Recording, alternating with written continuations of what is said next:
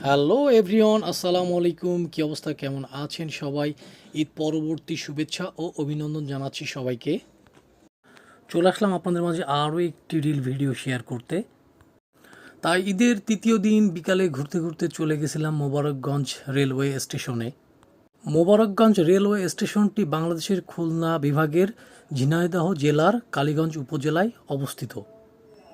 এটি একটি আন্তনগর railway station.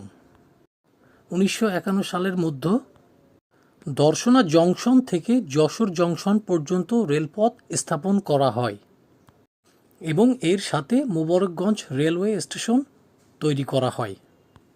বর্তমানে মোবারকগঞ্জ রেলওয়ে স্টেশন একটি গুরুত্বপূর্ণ আন্তনগর স্টেশন। বর্তমানে কালীগঞ্জবাসীর কাছে মোবারকগঞ্জ রেলওয়ে স্টেশন একটি বিনোদন কেন্দ্র হয়ে উঠেছে এবং যাত্রীদের সময় কাটানোর জন্য আছে ছোট একটি মিনি লাইব্রেরি। তো আজ এ পর্যন্তই। ভালো থাকবেন সবাই। আসসালামু আলাইকুম।